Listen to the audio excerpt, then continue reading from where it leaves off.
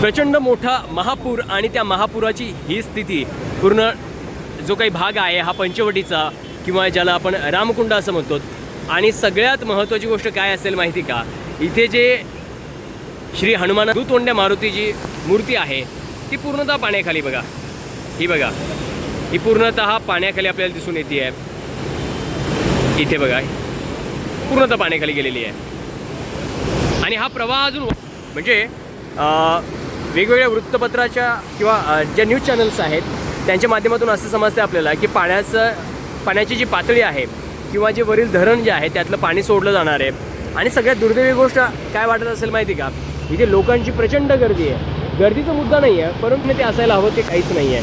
म्हणजे इथे खरं तर हे काही क्षणासाठी ते बंद केलं होतं इकडे खाली येण्यासाठी, पण इथे लोक बरीचशी उभी आहेत। आणि अजून एक वाईट गोष्ट काय तर इथे अगदीच जो वर्दळीचा हा परिसर आहे त्या वर्दळीच्या परिसरामध्ये सगळ्या लोकांनी गाडी पार्क केलेल्या आहेत रस्त्यावर म्हणजे ब्रिजवर पार्क केलेल्या आहेत। लोकांची मोठ्या प्रमाणात गर्दी आहे। खरं तर ही एक काळजी घ्यायला हवी किंवा इथे पोलीस प्रशासनाने किंवा कुणीतरी इथे असायला हवं जेणेकरून यांच्यावर एक नियंत्रण ठेवता येऊ शकतं किंवा या थोडीशी काळजी आपल्याला घेता येऊ शकते। आता इथे जे आहे हे मंदिर आहे श्री चक्रधर स्वामींचं मंदिर जे आहे ते सुद्धा पूर्णतः पाण्याखाली आपल्याला गेलेलं दिसून येते। बघा एकंदरीत संपूर्ण पंचवटी परिसर, संपूर्ण जो काही हा नाशिकचा अत्यंत प्रसिद्ध असा जो परिसर आहे तो पाण्याखाली किंवा या पुराच्या प्रवाहात आपल्याला गेलेला दिसून येतो आहे। मी अगदी तो जो सगळा परिसर जो होता तो सगळा परिसर पलीकडे अगदी तिकडेही जाऊन आलो। तिथेही त्या ब्रिजवर खूप मोठी ट्रॅफिक झाली होती।